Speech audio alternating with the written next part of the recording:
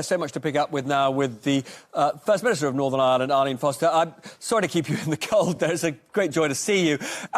Just give us a sense of how separated you feel from Great Britain at the moment. Are supermarkets, businesses, ordinary people still struggling to get what they want from Great Britain as a result of this Northern Ireland Protocol?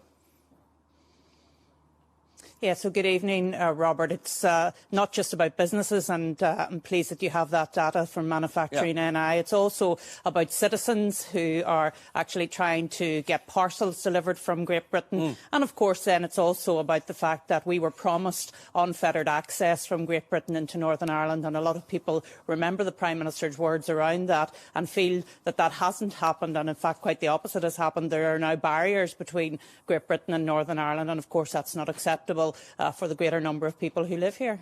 Now, you've presumably seen both, obviously, the letter that Michael Gove wrote to the EU negotiator Maros Sefcovic and the reply tonight from Maros Sefcovic, where he was broadly saying you're going to have to lump it and, you know, this hard border, these checks are going to remain. What did you make of that?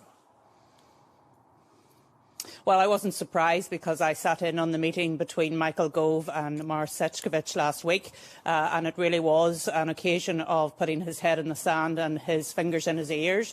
There was complete, as if nothing had happened the Friday before in terms of the Article 16 triggering by the European Commission, and that we should just all move along and pretend that it hadn't happened. But worse than that, in his response actually to Michael Gove this evening, he's actually asking for more protocols. So the answer to the difficulties with the protocol and the fact that we have this real problem for trade between Great Britain and Northern Ireland, in other words, internally in the UK single market, is actually more protocol. We need to be tighter on the protocol, and I think that that's an incredible state of affairs. Now, we've got lots more to talk to you about. I've got one more before we have to go to a break, unfortunately, which is what do you think realistically Michael Gove may be able to get from the EU? Because, I mean, there's no chance that the EU is simply going to, you know, tear everything up and say the border is completely open, is there? Well, the EU need to understand in reality what the Belfast Agreement says. I thought it was actually interesting to hear from Lord David Trimble over the weekend, who of course is one of the architects of the Belfast Agreement, who very clearly said that the Belfast Agreement had been misused and abused by the European Commission.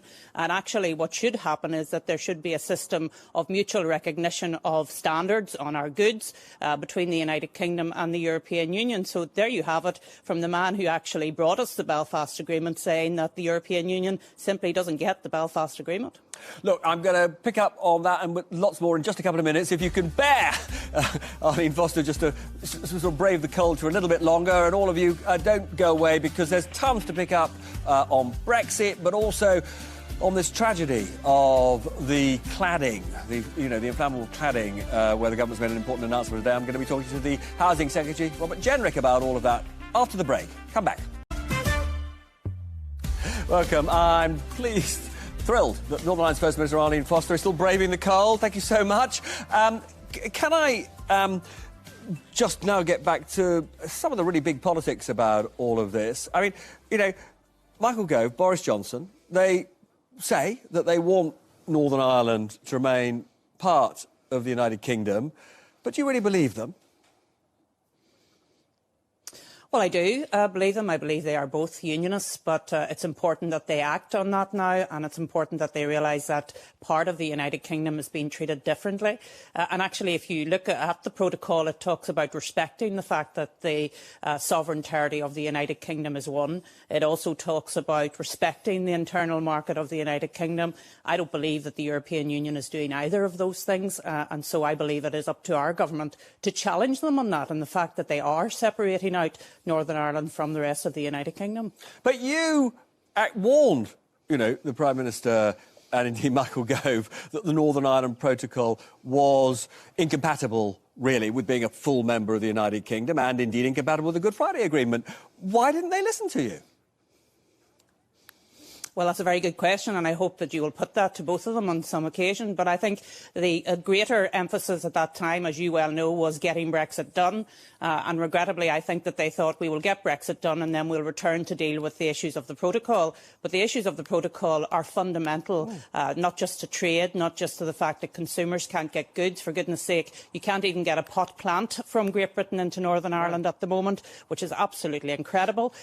It also goes to the very heart of our United Kingdom, and therefore there is a real need to deal with these issues. But can I ask you? But can I ask? Unionist politician in Northern Ireland that agrees with this protocol, and actually that goes to the very heart actually of the Belfast Agreement, which was about balance between the communities. And if one of the communities, i.e. the largest community, the Unionist community, completely rejects something, then that should be something of concern, not just in London, but also in Dublin as well. Yes, but on that, just the other day, Michael Gove told MPs that these sort of difficulties of the European Union at this stage, he said it was a bit like the turbulence you get at liftoff, and any time now we'd be, eating the peanuts. Actually, you're not allowed peanuts on planes, but peanuts and gin and tonic. I mean, that was really, wasn't it, to trivialise a very serious problem?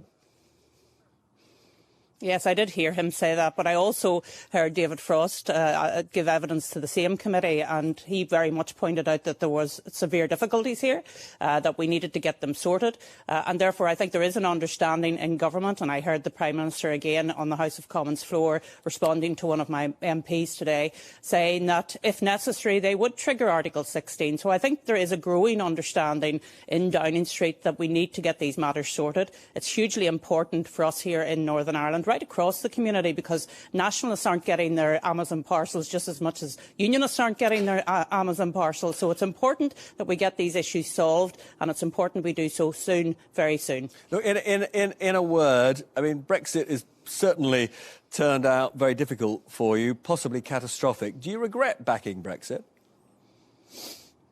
No, I don't regret backing Brexit, because Brexit actually puts the United Kingdom on a global stage, moves away from the bureaucracy and inflexibility of the European Commission. And my goodness, haven't we in Northern Ireland seen that since the protocol was implemented?